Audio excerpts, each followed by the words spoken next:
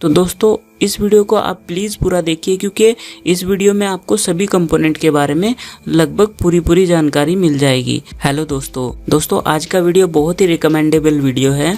आप में से बहुत सारे दोस्तों ने मुझे ये कमेंट किया था कि सर कोई ऐसा वीडियो बनाएं जिसमें सभी कंपोनेंट के बारे में फुल डिटेल से जानकारी मिले। तो दोस्तों वीडियो थोड़ा सा लंबा हो सकता है क्योंकि सारे कंपोनेंट को मुझे हैंडल करना है, तो प्लीज़ आप इस वीडियो को पूरा देखिएगा, तभी आपको सारे कंपोनेंट के बारे में पूरी जानकारी मिल पाएगी।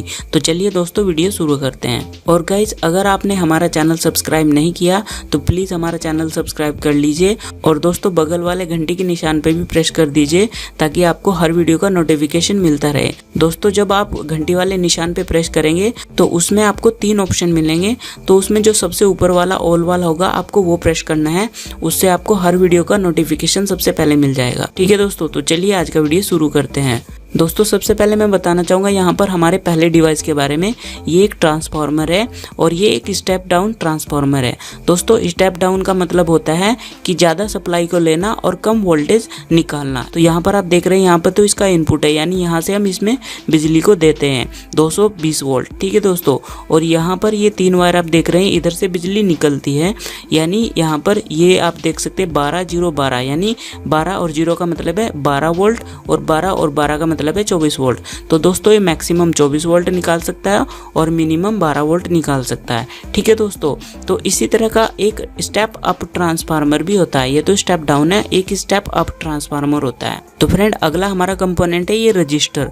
तो दोस्तों आप देख सकते हैं ये एक रजिस्टर है, इसको रजिस्टर बोला जाता है। और यहाँ पे लगभग 3-4 टाइप के मैंने रजिस्टर लिए हुए हैं, एक ये रहा। तो दोस्तों ये 1/4 वाट का रजिस्टर है, इसमें वाटेज होती है, तो ये सबसे कम वाट का रजिस्टर होता है और ये कार्बन से बनाया जाता है। तो दोस्तों इस रजिस्टर का काम होता है वोल्टेज को और करंट को कंट्रोल करना, यानी ये कंपोनेंट किसी भी सर्किट में सबसे ज़्यादा यूज होने वाला कंपोनेंट है। तो दोस्तों ये तो सबसे छोटा 1/4 वाट का कंपोनेंट है रजिस्टर, और उससे ज़्यादा ये वाटेज में आते हैं, तो उससे ज़्यादा वाट का ये कंपोनेंट है हमारे पास, ये 2 वाट का कंपोनेंट है।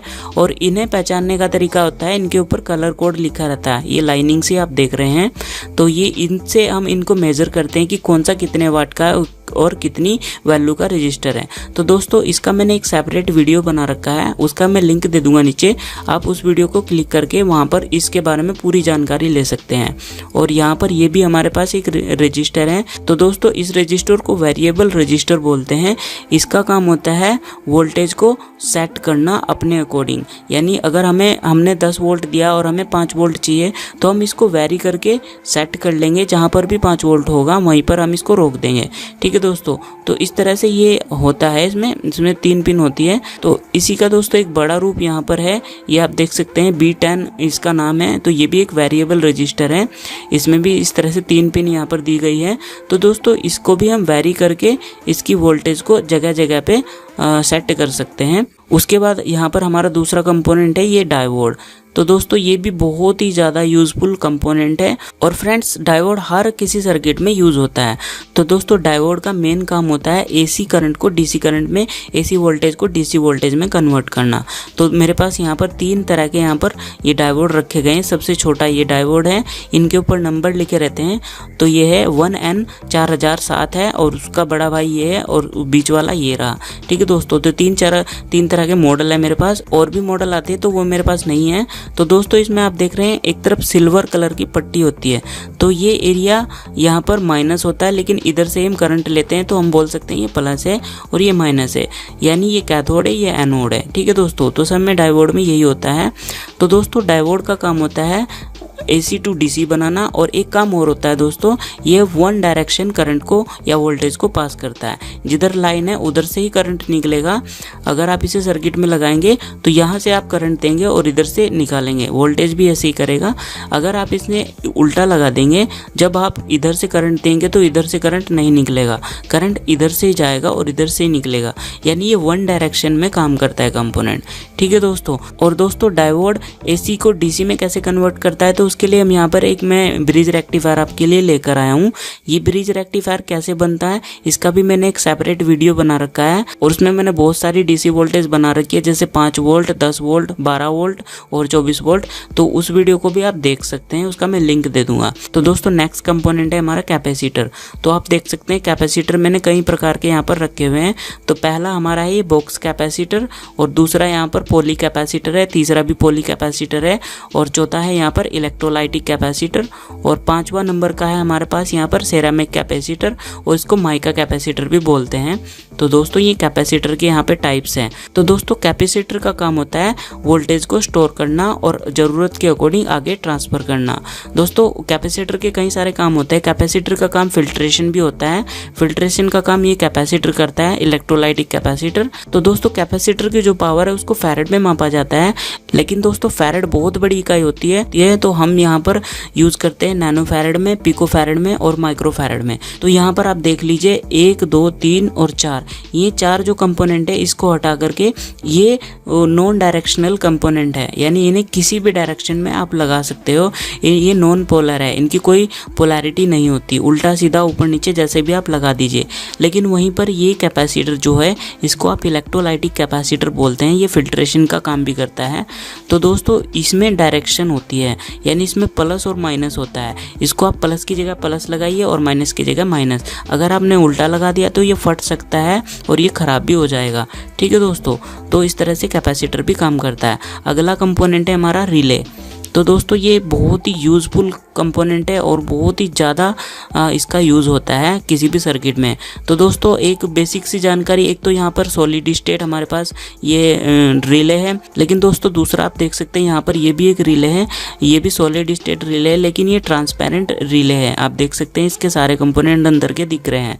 तो दोस्तों ये कैसे काम करता है, ये सिर्फ एक स्विच है, तो ये ऑन ऑफ का काम करता है। ठीक है दोस्तों, तो दोस्तों आप देख सकते हैं बेसिकली रिले में 5 पिन होती है, सबसे कम पिन 5 ही होती है। उसके बाद इन पिनों की संख्या बढ़ती चली जाती है। जैसे आप यहाँ पर देख रहे हैं इसमें 5 पिन है और इसमें ज़्यादा पिन है, इसमें 8 पिन है। ठीक है दोस्तों, तो इस तरह से रिले की फिलहाल हम इनके बारे में बात करेंगे। तो आप यहाँ पर जो 2 पिन देख रहे हैं ये तो इसकी आउटपुट है यहाँ पर, और जिधर 3 पिन है तो दोस्तों बीच वाली जो पिन है यहाँ पर ये कॉमन पिन है। इसमें हम चाहे AC दे चाहे DC दे, इसकी जो यहाँ पर इनपुट देंगे और आउटपुट इन दोनों में से निकलेगी। और ये जो 2 साइड की पिनें होती है ये काम करती है इसको ऑन ऑफ कराने का, यानी ये कोयल की पिनें होती हैं। ठीक है दोस्तों, ये कोयल की पिनें होती है, जब इन पे करंट आता है जब ये रिले काम करता है।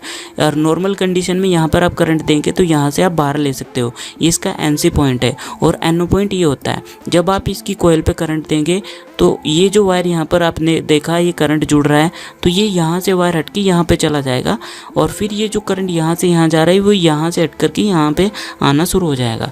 तो रिले इसी तरह से काम करता है, इसमें भी इसी तरह का फंक्शन है। ये जो 2 पिन आप देख रहे हैं ये इस कोयल को होल्ड करती है, यानी इसमें करंट देते हैं तो ये होल्ड हो जाती है। उसके बाद 2 पिन ऐसी होगी जिन पे हम करंट को देते हैं, यानी इनपुट देते हैं, तो वो पिन है इसकी बीच वाली, ये वाली। ठीक है दोस्तों, और उसके बाद 2 पिन इसकी NO होगी और 2 NC होगी। इस तरह से ये काम करता है। हर किसी रिले पर उसकी एम्पियर रेटिंग लिखी रहती है। ठीक है दोस्तों, तो इस तरह से काम करती है रिले। तो दोस्तों अब नेक्स्ट कंपोनेंट हमारा ये रहा, इसको LED बोलते हैं। तो दोस्तों इस LED का फुल फॉर्म होता है लाइट एमिटिंग डायोड, ये भी एक डायोड ही होता है। तो दोस्तों इस डायोड का काम होता है इलेक्ट्रिकल करंट को फोटॉन्स में चेंज करना, यानी प्रकाश में चेंज करना। तो दोस्तों LED कुछ इस तरह के सेमीकंडक्टर से बनाया जाता है जिसको करंट देने से वो फोटॉन्स पैदा कर सके। तो इसमें जो हीट होती है वो फोटॉन्स के रूप में बदल जाती है दोस्तों। तो इसके बारे में तो खैर आप जानते ही हैं। तो दोस्तों LED कई प्रकार के बाजार में आते हैं। ये 10 mm का LED है, ये भी 10 mm का LED है, ये 5 mm का LED है, और यहाँ पर सबसे जो लेटेस्ट वर्जन है ये रहा हमारे पास, ये 4 पिन LED है और ये भी 5 mm का LED है। तो दोस्तों एक्चुअली ये 4 पिन LED इसलिए है क्योंकि इसमें 3 तरह की LED मौजूद है, ग्रीन, येलो और वाइट। इसमें 3 LED का ये कॉम्बिनेशन है। अब दोस्तों अगला कंपोनेंट है हमारे पास यहाँ पर ट्रांजिस्टर। देखिए दोस्तों यहाँ पर ये ट्रांजिस्टर मैंने कई तरह के रखे हुए हैं, एक ये रहा, एक ये रहा और एक ये रहा, ये तो ट्रायक है। तो दोस्तों ट्रांजिस्टर के बहुत सारे काम होते हैं और ट्रांजिस्टर एक बहुत ही बड़ा रोल निभाता है इलेक्ट्रॉनिक्स में। दोस्तों ट्रांजिस्टर का यूज आज बहुत ही ज्यादा है इलेक्ट्रॉनिक्स में। दोस्तों ट्रांजिस्टर बहुत ही यूजफुल कंपोनेंट है। और दोस्तों ट्रांजिस्टर में 3 पिन होती है, इसमें 2 पिन नहीं है दोस्तों, इसका बेसमेंट 1 पिन है। तो दोस्तों ट्रांजिस्टर में होता है एमीटर, बेस और कलेक्टर, 3 पिन से मिलकर ट्रांजिस्टर बनता है। और दोस्तों ट्रांजिस्टर के बहुत सारे काम होते हैं, जैसे फ्रीक्वेंसी पैदा करना और एम्पलीफिकेशन करना और भी बहुत सारे काम होते हैं ट्रांजिस्टर के। और ये वाला जो ट्रांजिस्टर है इसको हम मॉसफेट बोलते हैं। मॉसफेट का फुल फॉर्म होता है metal oxide semiconductor field effect transistor. तो दोस्तों आपने देखा होगा कि माइक पर जब हम बोलते हैं तो हमें कभी कभी आवाज को बढ़ाना होता है, तो हम ऐसे घुमा करके आवाज को बढ़ा देते हैं, तो वो काम इसी ट्रांजिस्टर की मदद से होता है। ठीक है दोस्तों, अगला कंपोनेंट है हमारा ट्रायक। ये देख सकते हैं आप, ये ट्रायक है दोस्तों। ये कंपोनेंट एसी पे ही काम करता है। तो इसमें भी 3 पिन होती है ट्रांजिस्टर की तरह। इसमें जो पहली पिन होती है वो तो टर्मिनल 1 होती है, दूसरी टर्मिनल 2 होती है और तीसरी पिन इसमें गेट होती है। ठीक है दोस्तों, तो इस तरह से इसके कनेक्शन किए जाते हैं। तो दोस्तों ये कंपोनेंट बेसिकली एसी का स्विच का काम करता है, यानी एसी को कंट्रोल करने का काम करता है। दोस्तों जब हम ट्रैक के गेट पर सप्लाई देते हैं तो ये एक स्विच की तरह काम करने लगता है। तो ये एसी कंपोनेंट है, तो एसी में यूज किया जाता है, बहुत ही यूजफुल कंपोनेंट है। उसके बाद हमारे पास यहाँ पर एक ये इंडक्टर है। तो दोस्तों ये कंपोनेंट बहुत ही जगह यूज होता है, जैसे मोबाइल के चार्जर हो गए, टीवी हो गया, फैन हो गया, ये हर जगह काम करता है। तो दोस्तों ये इंडक्टर होता है, इसमें एक कॉइल होती है।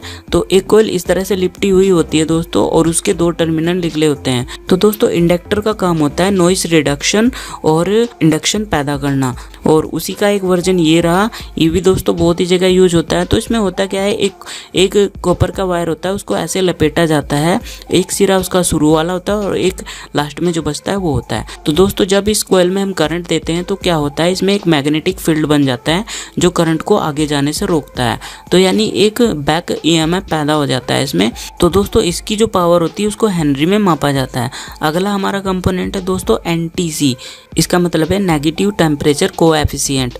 तो दोस्तों ये कंपोनेंट कुछ इस तरह से काम करता है, जब इस कंपोनेंट का टेम्परेचर बढ़ जाएगा तो ये करंट को आगे पास करना शुरू कर देगा। यानी जब इसका टेम्परेचर बढ़ेगा तो इसका रेजिस्टेंस जो है वो घटना शुरू हो जाएगा, और जब रेजिस्टेंस घटेगा तो करंट इसमें आगे जाना शुरू हो जाएगा। तो यानी ये एक स्विच की तरह काम करता है। जब ये गर्म हो जाता है यानी इसका टेम्परेचर बढ़ जाता है तो ये करंट को पास करना शुरू कर देता है। तो बहुत ही यूजफुल कंपोनेंट है दोस्तों, ये कई जगह यूज होता है, जैसे प्रेस होगी, और दोस्तों आपके जो घर में होते हैं गीज़र होते हैं जो पानी गर्म करते हैं, उनमें भी ये यूज़ किया जाता है। तो बहुत सारी जगह यूज होता है। अगला कंपोनेंट दोस्तों हमारा है यहाँ पर एलडीआर। दोस्तों एलडीआर का फुल फॉर्म होता है लाइट डिपेंडेंट रजिस्टर। तो दोस्तों ये लाइट पर डिपेंड होने वाला एक तरह का रजिस्टर है। तो दोस्तों जब इस एलडीआर पे यहाँ पर प्रकाश पड़ता है ऊपर हेड पे, तो इसका रेजिस्टेंस घट जाता है और उसकी वजह से करंट को पास करना शुरू कर देता है। तो ये कुछ इस तरह से काम करता है। उसके बाद दोस्तों ये आप चीज़ देख रहे हैं, ये कंपोनेंट नहीं है, ये एक एल्युमिनियम की हमने एक प्लेट बनाई हुई है और इसमें एक होल किया हुआ है। दोस्तों इसको हीट सिंक बोला जाता है। इसका काम होता है दोस्तों हीट को एब्जॉर्ब करना। इस तरह के ये मॉसफेट जो होते हैं, ये तो ट्रायक है लेकिन मॉसफेट भी ऐसे होते हैं। तो हम इस तरह के मॉसफेट को या ट्रायक को इस तरह से इस पे लगा देते हैं। तो ये क्या करता है, जो भी इस कंपोनेंट में हीट जनरेट होगा तो उसको ये एब्जॉर्ब कर लेगा और उसको ट्रांसफर कर देगा। इस तरह से हमारे कंपोनेंट सेफ रहते हैं और वो जल्दी से खराब नहीं होते। दोस्तों हमारा नेक्स्ट कंपोनेंट है ये MOV। इसका फुल फॉर्म है दोस्तों मेटल ऑक्साइड वेरिस्टर। तो दोस्तों ये बहुत ही कमाल का कंपोनेंट है। इसका यूज किया जाता है वोल्टेज को कंट्रोल करने के लिए। तो दोस्तों आपने देखा होगा किसी भी सर्किट से पहले इसको लगाया जाता है। इसका काम होता है वोल्टेज को कंट्रोल करना। यानी दोस्तों अगर वोल्टेज ज्यादा आता है या कम आता है तो ये उस कंडीशन में काम आता है। कई जगह ऐसा होता है वोल्टेज ज्यादा आ जाती है और कम आ जाती है, तो उस वजह से सर्किट खराब हो जाते हैं। तो ये उन सर्किट को खराब होने से बचाता है। तो दोस्तों इस कंपोनेंट का एक मैंने पूरा वीडियो बना रखा है और उस वीडियो को आप देखिएगा, उसका मैं लिंक दे दूंगा, तो आप पूरा समझ जाएंगे प्रैक्टिकल के साथ में कि इसको कैसे लगाया जाता है। ठीक है दोस्तों अगला कंपोनेंट है हमारा ये आईसी। इसको 555 आईसी बोलते हैं दोस्तों ये बहुत ही ज़्यादा यूज होने वाला कंपोनेंट है। तो यहाँ पर ये आईसी तो इतना ही, ये तो इसका बेस है। दोस्तों बेस के बारे में मैं एक छोटी सी जानकारी दे दूँ। बेस इसलिए यूज होता है, अगर आप इसे किसी भी पीसीबी में ऐसे लगा दें और सपोज दैट आपकी ये आईसी खराब हो जाती है, तो आप इस बेस से इसको ऐसे इसको निकाल करके इस आईसी को बदल सकते हैं। आपके जो कनेक्शन है वो झुके तू रहेंगे, जैसे हैं वैसे ही रहेंगे। ठीक है, तो बेस का काम यही होता है। ठीक है दोस्तों, अब आईसी की बात कर लेते हैं। तो ये क्लॉक आईसी है, यानी ये आउटपुट में माइनस और प्लस दोनों क्लॉक को देती है। तो दोस्तों बहुत ही यूजफुल आईसी है, इसका यूज़ बहुत सारे प्रोजेक्ट में होता है और मैंने कई सारी वीडियोस में इसका यूज़ किया हुआ है। तो दोस्तों इसकी कौन सी पिन कैसे काम करती है, इसका मैंने एक सेपरेट वीडियो बना रखा है, तो उसका मैं लिंक दे दूंगा, आप उसको जरूर देखिएगा। आप इसके बारे में पूरी डिटेल से जानकारी ले लेंगे। ठीक है दोस्तों, तो फ्रेंड अगला कंपोनेंट है हमारे पास ये बजर। दोस्तों ये 12 वोल्ट का बजर है, इसमें माइनस प्लस होता है। तो दोस्तों जब इसमें हम सप्लाई देते हैं तो ये बहुत ही बढ़िया साउंड निकालता है, आवाज़। तो इसमें एक स्पीकर होता है जिसको पीजो स्पीकर बोलते हैं, तो उसकी वजह से ये आवाज़ निकालता है। तो यहाँ पर इस पर प्लस और माइनस लिखा रहता है, आपको कनेक्शन करने तो आप आसानी से कर सकते हैं। ठीक है दोस्तों, उससे अगला कंपोनेंट है हमारे पास ये IR रिसीवर। दोस्तों ये बहुत ही कमाल का कंपोनेंट है और इसका यूज़ बहुत ही जगह होता है, लगभग हर जगह इसका यूज़ होता है। दोस्तों इसके साथ में मैं एक LED और दिखा दूँ आपको। ये यहाँ पर एक LED मेरे पास है, इसको IR LED बोलते हैं। आपने देखा होगा दोस्तों रिमोट के सामने एक छोटी सी LED लगी रहती है, तो वो यही LED होती है दोस्तों। जब हम किसी भी बटन को प्रेस करते हैं रिमोट के, तो वहाँ से एक सिग्नल निकलता है, यानी एक कोड निकलता है, क्योंकि दोस्तों इलेक्ट्रॉनिक्स पूरा का पूरा बाइनरी कोड पे टिका हुआ है। तो दोस्तों जब हम किसी भी रिमोट का बटन प्रेस करते हैं तो वहाँ से एक कोड निकलता है बाइनरी कोड के रूप में। तो दोस्तों जब वो कोड यहाँ से निकलता है तो उस कोड को कैच करने के लिए ये वाला डिवाइस बनाया गया है। तो जब वो कोड निकलता है तो उस कोड को ये पकड़ता है और उसको डिकोड करता है, यानी उसको बदलता है इलेक्ट्रिकल सिग्नल में। और दोस्तों आगे ये देता है प्रोसेसर को, तो प्रोसेसर उस कोड को पढ़ता है और उसी के अकॉर्डिंग काम करता है। तो आपने देखा होगा जब भी रिमोट का बटन दबाते हैं तो वहाँ से इसके थ्रू एक कोड निकला और वो इस रिसीवर ने लिया कोड, और ये रिसीवर ने उसको डिकोड किया, यानी उसको बदला इलेक्ट्रिकल सिग्नल में, और उस सिग्नल को उसने प्रोसेसर को दे दिया और प्रोसेसर ने उसको पढ़ करके जो सिग्नल था उसमें कन्वर्ट कर दिया। ठीक है दोस्तों, तो इस तरह से ये दोनों कंपोनेंट काम करते हैं। उससे अगला दोस्तों हमारे पास ये डिवाइस है, इसको कंडेंसर माइक बोलते हैं। तो दोस्तों इसमें माइनस प्लस लिखा रहता है, आप यहाँ पर देख सकते हैं। इसमें 2 पिन है, तो एक साइड तो दोस्तों ये रही पिन और एक साइड ये रही। तो एक साइड दोस्तों आपने देखा 3 पिन दिख रहे हैं आपको, ये बॉडी से अटैच होती है। तो ये जो बॉडी से अटैच होती है ये तो माइनस पिन होती है, और जो ये वाला हिस्सा है यानी बिना अटैच वाला हिस्सा ये प्लस होता है। तो ये कंडेंसर माइक है। तो दोस्तों ये माइक की तरह काम करता है, ये भी एक माइक है। ठीक है दोस्तों, उसके बाद दोस्तों अगला कंपोनेंट है फोटो डायोड। तो दोस्तों ये भी एक बहुत ही कमाल का कंपोनेंट है, ये इसमें माइनस प्लस होता है दोस्तों। तो इसकी जो छोटी लैग है ये तो माइनस है और बड़ी लैग प्लस है। तो दोस्तों ये भी बहुत ही कमाल का कंपोनेंट है, इसको हम LDR की तरह भी यूज़ कर सकते हैं, और दोस्तों ये रिसीवर की तरह भी काम करता है, बिल्कुल इसकी तरह, इस रिसीवर की तरह भी ये काम करता है। ठीक है दोस्तों, तो बहुत ही कमाल का ये कंपोनेंट है, और इसका भी मैंने एक वीडियो बना रखा है सेपरेट, उसका भी मैं लिंक दे दूंगा, तो आप उसको ज़रूर देखिएगा। उसके बाद दोस्तों अगला कंपोनेंट है हमारे पास ये पीजो स्पीकर। तो दोस्तों ये एक स्पीकर है, ये भी बहुत यूज़फुल स्पीकर है दोस्तों। ये कहाँ पे यूज़ होता है, तो दोस्तों जितने भी दुनिया में हॉर्न हैं, जितने भी हॉर्न हैं, चाहे वो बाइक का हॉर्न हो, चाहे बस का हो, चाहे ट्रक या ट्रैक्टर, किसी भी चीज़ का हॉर्न है, तो उन सब में यही स्पीकर काम करता है। तो दोस्तों इसमें माइनस प्लस होता है, तो इसमें जब हम माइनस प्लस देते हैं तो ये वाइब्रेशन करना शुरू कर देता है, और उस वाइब्रेशन के कारण एक आवाज़ पैदा होती है जिसको हम सुनते हैं।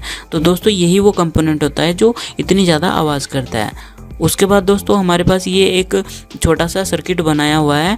तो दोस्तों ये एक्चुअली ब्रिज रेक्टिफायर है, इसमें एक इलेक्ट्रोलाइटिक कैपेसिटर लग रहा है और यहाँ पर 4 डायोड लग रहे हैं। तो ये एक पूरा कॉम्बो है ब्रिज रेक्टिफायर का। तो ये इसमें 2 कंपोनेंट का हम यूज़ कर रहे हैं, और एक ब्रिज रेक्टिफायर ये रहा, और दोस्तों यहाँ पर एक कंपोनेंट ये भी रहा हमारे पास, इसको स्पीकर बोला जाता है। तो इसका काम होता है इलेक्ट्रिकल सिग्नल को ऑडियो सिग्नल में कन्वर्ट करना। तो आपने देखा होगा जो भी हम किसी भी चीज़ को इलेक्ट्रिकल सिग्नल देते हैं, माइक के थ्रू हम जब बोलते हैं, तो माइक क्या काम करता है, हमारे ऑडियो सिग्नल को इलेक्ट्रिकल सिग्नल में कन्वर्ट करता है और फिर देता है प्रोसेसर को, यानी एम्पलीफायर को। तो दोस्तों एम्पलीफायर क्या काम करता है, उस इलेक्ट्रिकल सिग्नल को एम्पलीफिकेशन करके उसे आगे स्पीकर को दे देता है, और स्पीकर उस सिग्नल को क्या करता है, उस सिग्नल को ऑडियो सिग्नल में वापस कन्वर्ट कर देता है, और जिसे हम सुनते हैं। ठीक है दोस्तों, तो बेसिकली दोस्तों यही कंपोनेंट थे जिनको आज हमने लिया है। मुझे पता है इससे अलग भी और कंपोनेंट होंगे जिनको मैं नहीं ले पाया हूँ, तो आप प्लीज़ कमेंट करके ज़रूर बताना कि आपको किस कंपोनेंट के बारे में जानकारी चाहिए, ताकि उसके बारे में मैं वीडियो बना सकूँ। तो दोस्तों आज की वीडियो आपको कैसी लगी ये कमेंट करके ज़रूर बताना, और दोस्तों चैनल को सब्सक्राइब करके ज़रूर जाना, और दोस्तों लाइक भी करना और शेयर भी करना अपने दोस्तों में, व्हाट्सएप के थ्रू, फेसबुक के थ्रू, इंस्टाग्राम के थ्रू, जितने भी आपके पास सोशल नेटवर्क है उन सब के थ्रू आप इस वीडियो को ज़रूर शेयर करना है, ताकि किसी और के पास भी ये जानकारी जा सके। तो दोस्तों मिलते हैं इसी प्रकार की और अगली वीडियो में, तब तक के लिए आपका कीमती समय देने के लिए आपका बहुत ज़्यादा धन्यवाद। तो मिलते हैं दोस्तों अगली वीडियो में, तब तक के लिए जय हिंद, वंदे मातरम, नमस्कार।